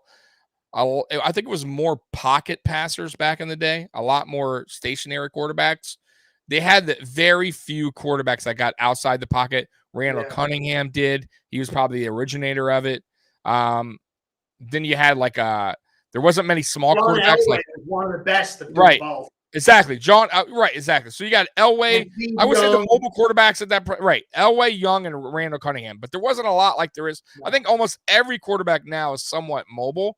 So it's just a different, and I think college has something to do with that. The way they're just doing the RPOs now, that wasn't really a thing in the NFL. And NFL too, they're adapting a lot of college play calling now. They didn't do that really back in the day. But yeah, it's just different times, man. The quarterbacks are very protected now. You can't go low. It's just a big difference. The helmets, there's a lot that change that protects quarterbacks. The padding, you had to be a tough quarterback in this league to make it, man. I'm surprised some of those guys lasted as long as it did. Like Dan Marino really only had, I can remember, only one major injury, and it was like a fluke. It was he just was running, and I think he just twisted his knee on accident or something like that. He just dropped back at his ACL, his Achilles tendon. ACL, right? Yes. Okay, so, but I mean, it wasn't even a hit. It wasn't it was just more of a fluke thing. It just was. It is what it is. But it's a huge difference now. The brutality they took, and also too, remember, cornerbacks, they would mug you from the line of scrimmage, dude. The physicality was totally different. So you could you have all kind of timing routes, receivers are getting open. And everything. That's why I give guys when I talk about Bruce Smith a lot, because I'm like, it's crazy that a guy like that lasted 19 seasons. And I know we talk about Tom Brady and he's the GOAT. And he's been in the league, I think, 22 seasons now. I get it. But, later on in Brady's career, that's when it started to be, I would say halfway through is when it started to be quarterback friendly, taking care, make sure quarterbacks. Listen, Bruce Smith was in a time where there was no friendliness. Offensive line, defensive line are going at it constantly. They're banging each other. They're getting hit left and right. And for him to get injured only one time throughout his career is amazing to last that long. So I give credit a little bit more to him than Brady on the longevity thing, because he did it at such a high rate, and he averaged 10 sacks a season. I mean, that's unbelievable to do. I mean, I was looking back at his stats, Curtis, not to jump off topic, but his last season, or the season before Washington, might even been his last. I think he had 9 sacks. We have guys on our team from last season. I don't even know if they had 9. So it's you're talking about a 40-year-old guy getting 9 or 10 sacks. I think he had his last season. That's unbelievable. Like, and just, man, kudos to those guys, man. And kudos to guys that stuck around on our bad Buffalo Bills teams, by the way, guys, too. Like, I feel bad for a lot of players that stuck around. Like, just like I said, like, even on the Dolphins, I'm sure you've had guys that were like, that gave everything they had. They stuck around. Taylor, Cameron Wade. Yeah, stuck around for nothing. You know, when they could have left, and because they believed, you know, that they would turn it around, right? They believed the ownership would eventually get the right guy in place to, you know, to build the team properly. And these guys, I mean, I hate to say it, but they ruined their careers by staying with a team that just was never gonna do it. Was never gonna properly do it the right way. And man, like, we had a lot of guys come through Buffalo that stuck. Like Eric Moles, I always bring him up because he was around forever. He could have left. Like 10 seasons, one team, man. That's on a bad, bro. 10 seasons on one team, Curtis.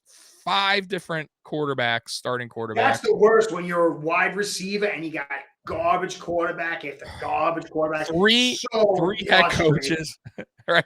3 head coaches, 5 quarterbacks, 3 different coordinators. I mean, like, that's crazy. Like, nowadays, guys, if there's a player, a good player on a bad team, nine times out of 10 they want out.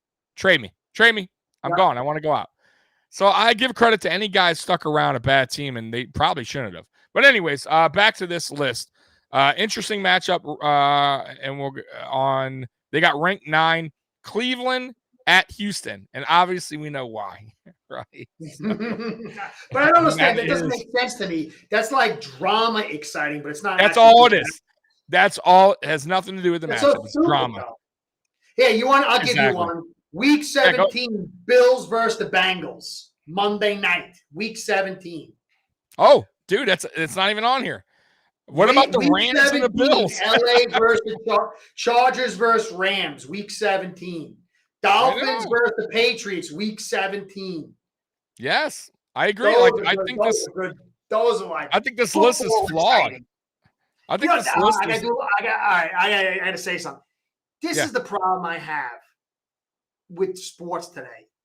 Mm-hmm. It's like there's a bunch of Marys that watch too much soap operas as kids, and all they want to talk about is this drama, what this guy said in a tweet, with this. Dude, you have games, matchups between warriors and battles, like heroic stories, and they don't even care about that. They care about like what he said in a tweet, what he did. It's so stupid. Like, Watson's going back to the Texans. Okay, so what? I mean, but aside from him going in and getting the win, what is that really going to do? There's so many bigger games out there, but this is the stuff they put out. 100%. It's infuriating, and I'm so sick of like the ESPN, all that. Oh, dude, some of those guys, like, I try not to watch them. There's some that are okay. Like Colin Cowherd, to me, he's okay. He's a little over the top, but he's also, I will give him credit. I will give him credit because he's the one guy that will say, hey, I was wrong. There's a lot of these guys, they don't want to do it because they're so sold on shock, whatever you want to call it. They want to go against the grain to like get you to watch or piss you off. I don't know what it is, but like there's a lot of guys like Skip Bayless. He's like one of those guys. He's all about throwing some craziness out there that makes no sense. So is the other guy for ESPN. I forget his name, but he's the same way. So it's just like Colin, at least he's a little bit honest and he says he's wrong when he's wrong, you know? But he's been right a lot. He was right on Baker Mayfield. So far. What do you think about the Baker? We didn't really touch base with that. What do you think Cleveland's going to do with Baker? I don't know, but I tell you, I watched him at the end of 2020 and I was impressed. I saw a kid growing, doing really well. And then he came out in 2021 and he had some success and he got injured. And the rest of the season was disaster. I don't think he's terrible. I think the guy's above average. I think he's a guy that could get into the problem is he was picked first overall, and that's like an albatross anchor around your neck. I think the kid can play. I think maybe he's a little spoiled or he's a little drama or whatever.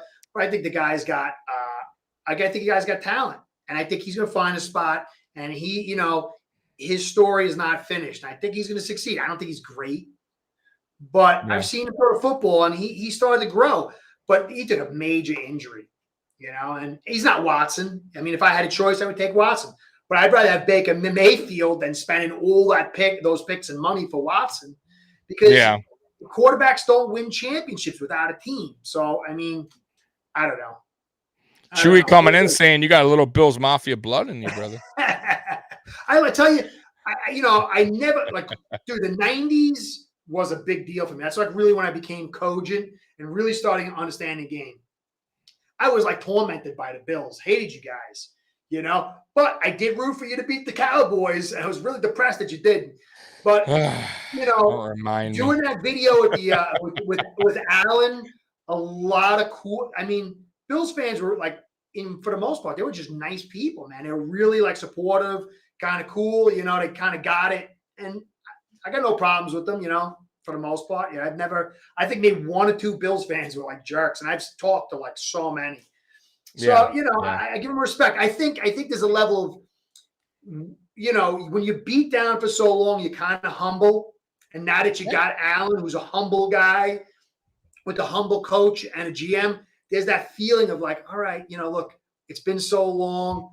Let's just, there's a few that they look, Dolphins, whatever, but I get it. I get it. I think Bills Mafia right now, how I see it at least, is it's we just want to say, hey, for everyone that talked that, first of all, for everyone that the doubters on Allen, it feels good, at least for me, to go, I heard it from you guys. I heard it this rookie season.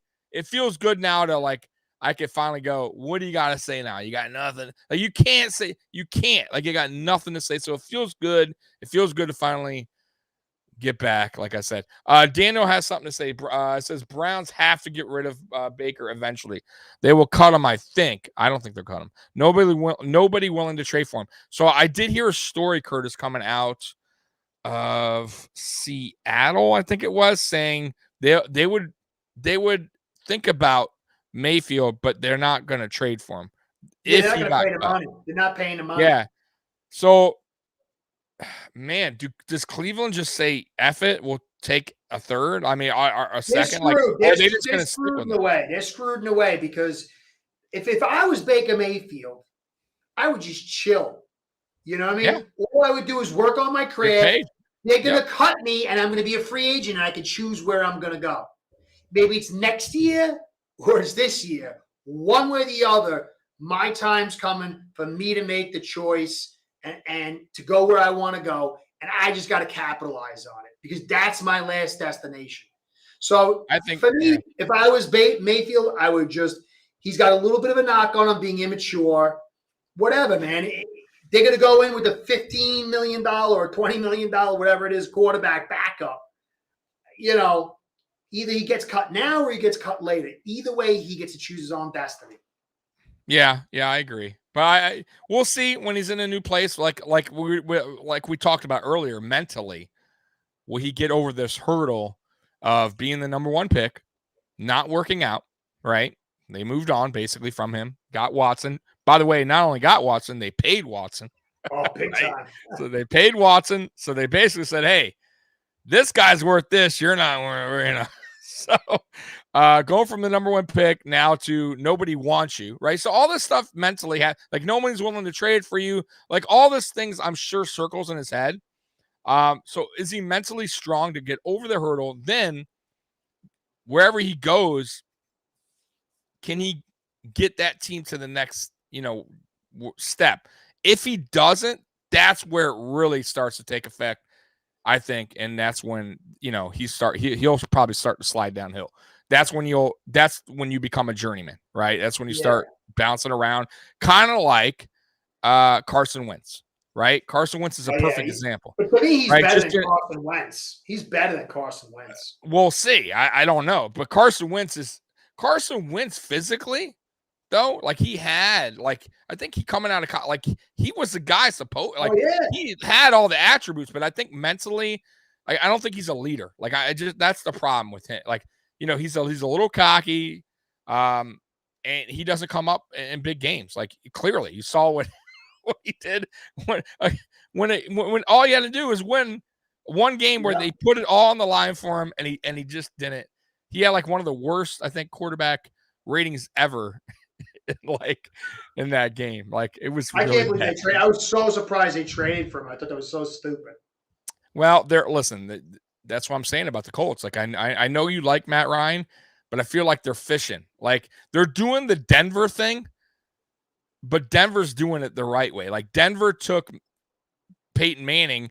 When Peyton Manning, they knew, okay, we can get at least 2 years, right, from Peyton. Yeah. We got a window here. We got a 2-year window. Peyton Manning, and he did. He proved him right. Got a Super Bowl. And then you got now Denver did it again with Russell Wilson, who has a little bigger window than Peyton Manning. But I think the Colts, like, they did it with Phillip Rivers.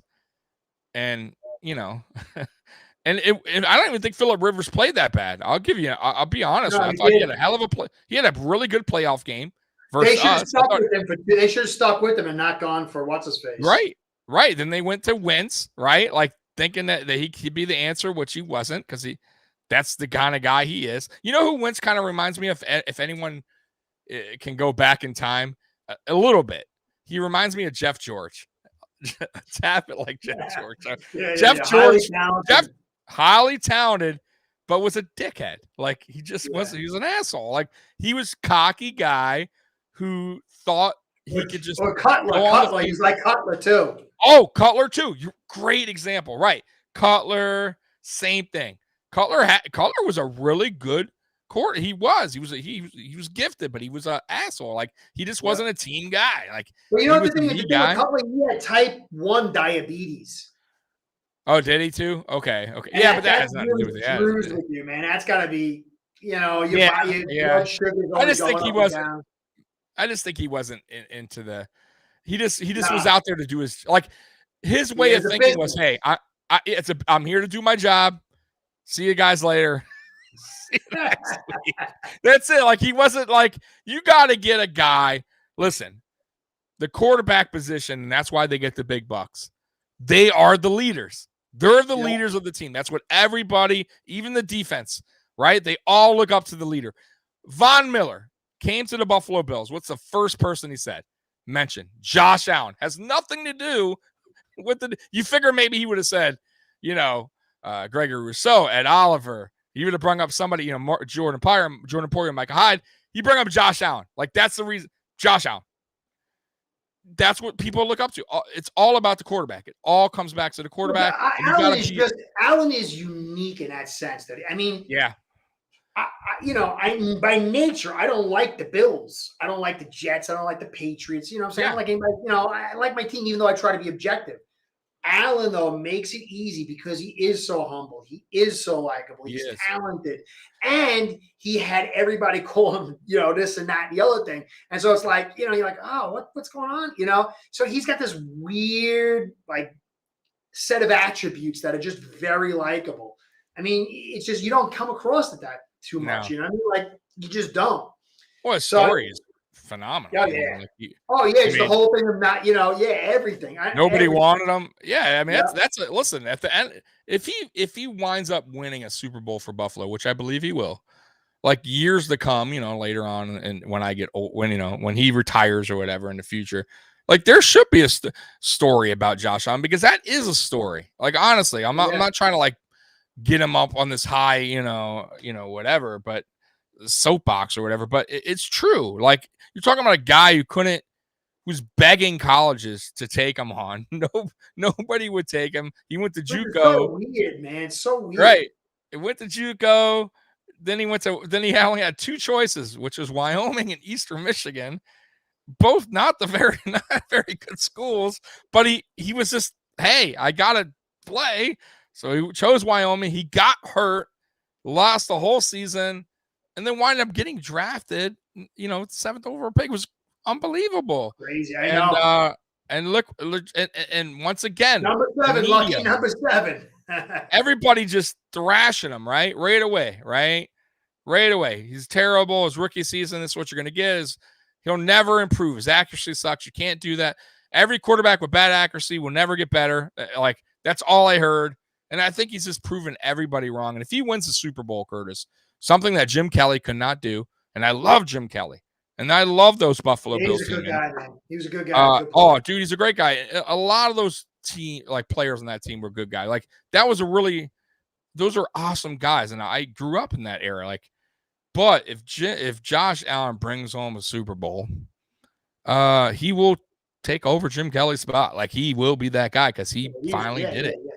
But yeah, man, it's unbelievable. I remember watching his Senior Bowl. I remember watching his Senior Bowl that Allen was in, and I remember the first time I started liking Allen, they were interviewing him, and he was being so disrespectful, saying stupid comments to him, and he like took it and like flipped it, but with a smile. And I'm like, this guy's got composure and intelligence. I'm like, what's with this? Why are you talking to this guy like that? You know what I mean? Like, it was just such a weird disrespect.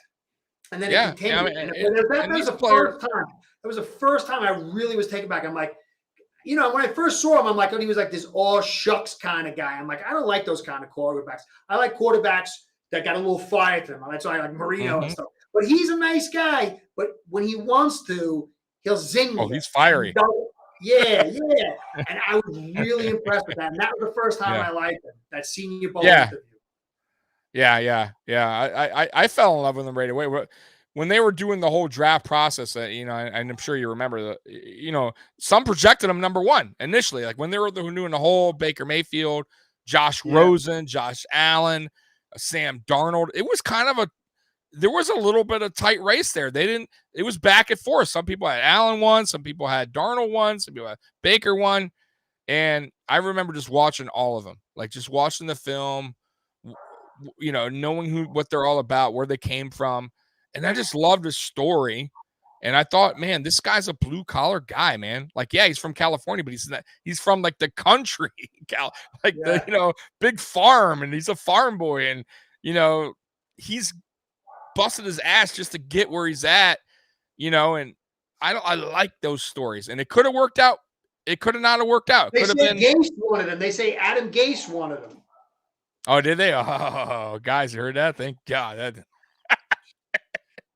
But no, man. But hey, man, we are blessed as Bills fans. We finally found hey, it only took 20 seasons.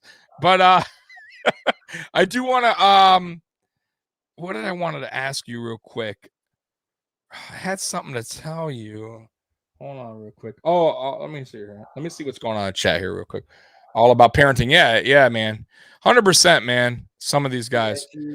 What is your I know it's a little bit too early to predict, but I do want to know, who is your Super Bowl pick coming out of AFC? If you had a guess, and I know it's too early and we shouldn't probably be doing this, and you guys already know I'm going to say the Buffalo Bills because I believe that. But who right now, if you had to answer this, who do you got going to the Super Bowl just for the AFC? Based on talent, on talent, it should be the Chargers and Bills in the AFC Championship. Okay, that's what it should be. To me, Bills run the football effectively. They find a way to keep their corners up. There's no reason that they can't go to the Super Bowl because Allen's got a little more experience than the Chargers. But when you got Bosa and you got Mack and you got that offensive line, and you got, you know, to me. Oh, I remember playing Bosa. Chargers, Bills. But it's not. That's just talent. Who knows what injuries happen or whatever. But just based on talent, Chargers and Bills. Casey's, you know, they're not going to run the football. They're just going to keep on throwing. You know what I mean? I don't. AFC Championships. Like I can't even predict that part. I'm only going to predict Buffalo going to the Super Bowl, but because man, like we said earlier, there's so many good AFC teams. It's crazy. Anyone could be bounced out. Yeah. I mean, who thought Cincinnati would beat? Listen, when we lost against the Chiefs, I honestly thought the Chiefs were just going to bulldoze Cincinnati. You know, I did at home since Cincy at Kansas City. I thought no way. And Kansas City started off, boom, right away, touchdown. I said, it's going to be like this all night. Like that's it. Like Cincinnati's in the. But you know where it all changed that game was at halftime. Right before the halftime, they didn't get in. Yep. Because Andy Reid and Fun Ball. Yeah, it Fun turned. Ball master. And the one thing I will credit the Bengals for, which we didn't do, was the game was tight at the end, and they played physical defense. They didn't back down. They weren't scared of the moment. And I felt like Sean McDermott and Leslie Frazier was scared of the moment. And that's you guys had the game 13 seconds. It should have been over. That's what I'm trying to tell you. Like, so for instance, so it was the same predicament. So Kansas City had the ball first, I believe, in that overtime, if I'm not mistaken. All they had to do was go down and score a touchdown, which they did against us, right? Very easily. But the difference was Cincy played physical. They didn't back down. They weren't scared of the bad outcome of getting Tyreek Hill on a 90-yard pass. They just were going to play their defense and let it, whatever happens, happens. And I wish we would have done that, because I honestly believe if we would have played more physical, we would have won that game. Like, there just was not enough time. They would have had to throw the ball shorter. We gave them the open middle of the field, which was a huge mistake. Just a lot went wrong there. But listen, man, Sean McDermott is a smart guy. I feel like he learned from that. Just like Josh Allen learned every time he went in the playoffs. He's gotten better each game. Like every season. The Houston Texans game was the very first playoff. He had a rough going. Remember? He was throwing the ball behind his back. But he learned from that, and he got better the next time. And then he went to the AFC Championship game, and he got blown out, and he looked bad. And then he got to this game again. He looked great. We should have won, but that wasn't on him. I could not believe it. I was talking to my friend, and I'm like, "You guys did it! You guys did it! You guys!" I'm like, all of a sudden, I'm like, "What? You lost?" I learned on one side with my friend, you know what I'm saying? And I turn around 13 seconds later. I'm like, what? Listen, I learned a long time ago, Curtis. You never know. I never celebrate until zero's on the clock. And I'll tell you why. Because I watched the defensive calls on that one. I was like, what? Oh, it was terrible. It was terrible. Yes. It was just. But I will say too, though, that a lot of people don't talk about. Even though our defense lost it for us, yes, I will say Brian Dable's not talked about in that game, where he made horrible mistakes in the first half when Tyrann Mathieu went out. Clearly they were exposed at safety position when we exposed them in the whole second, not even second half, Curtis. Like the late third quarter, fourth quarter is when we started throwing it deep where, oh, wow. Like we could do this every time. Like I felt like once again, Brian Dable. He just kept running Allen. Yes. Like that first half was once again, like Dable went back to Dable stuff. And I'm like, so think about it. If Dable would have opened up the playbook, like how we did in that fourth quarter, where he let Allen just do his thing, go deep, expose their corners and their safeties, this game could have been way different, because at the half, I think it was like 14-14 or 17-17. It wasn't that high scoring game. But if we would have been up going into the half, Kansas City would have had them been playing comeback football the whole game.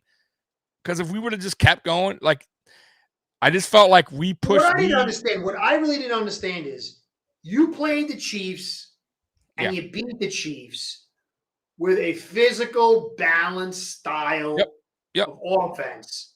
Yep. And it just physically beat on them until their thin defense opened up, and then they were just like, said, no mas. This time, you were playing off. Mahomes was running all over the place, and then he was throwing it. Dude. You know, it was like you got to remember. You got to take, and I will say this too. Trey White was in that game in the regular season. There's no Trey White in that playoff game. I like Levi Wallace, but Levi Wallace, he is who he is. And we had Dane Jackson, who I like, but he was growing. He's still growing as a corner.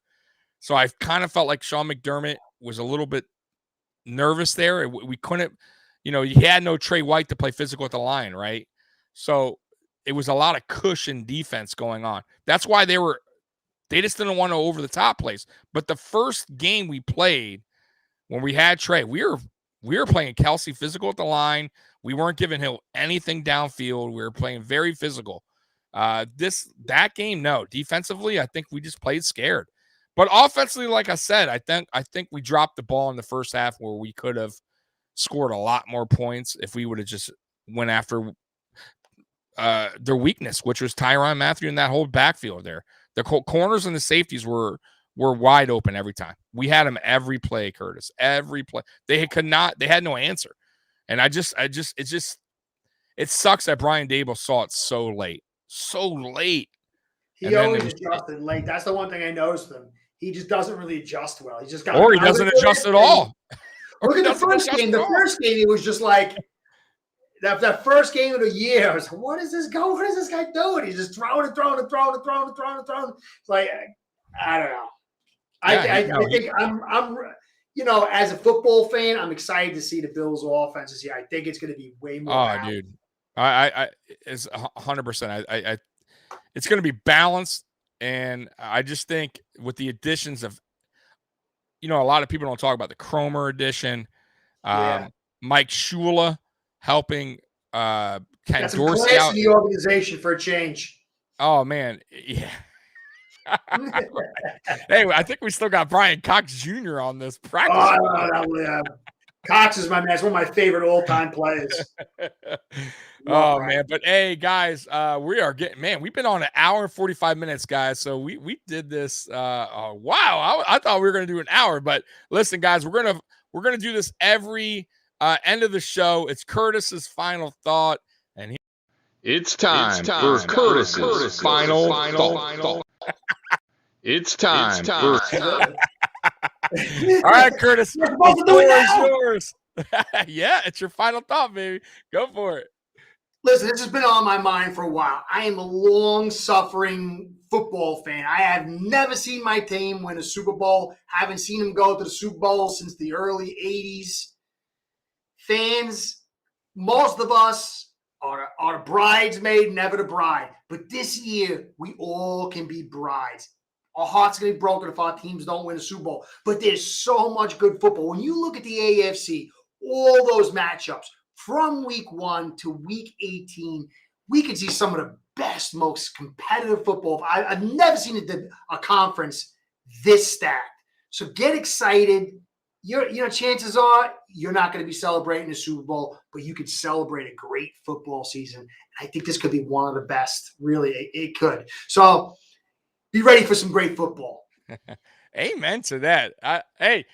I can't wait for more Curtis final thoughts moving forward. Hey, Curtis brings it, guys. Curtis brings it. But hey, guys, I hope you guys enjoyed the premiere. Like I said, we'll be back in 2 to 3 weeks. And then when the season starts to really heat up, training camp, preseason, around that time, we're going to be going every week at Friday at 9 p.m. Eastern time. For anyone that's living on a different time zone, it's Eastern time. Curtis like, what time is it there? I'm like, I'm half a monkey, dude. I can't figure it out. So I'm like, time zones. That's high science and math. It's Eastern time. Just Google search it on the Eastern time zone. Yeah, well, But anyways, go wrong from here to there, dude. Monday I'll be on at 9 o'clock Eastern time on Mondays with me and Mikey, Mafia Sports Report, and we are also on the Buffalo fan base. And that is it, folks. I appreciate you all for joining us tonight. Chewy, Daniel, Scotty. If I missed you, I'm sorry. And hey, go Bills. And we'll see you next time, man. Peace. Thank you for listening to us rant. Hasta. Yes. Peace out, guys.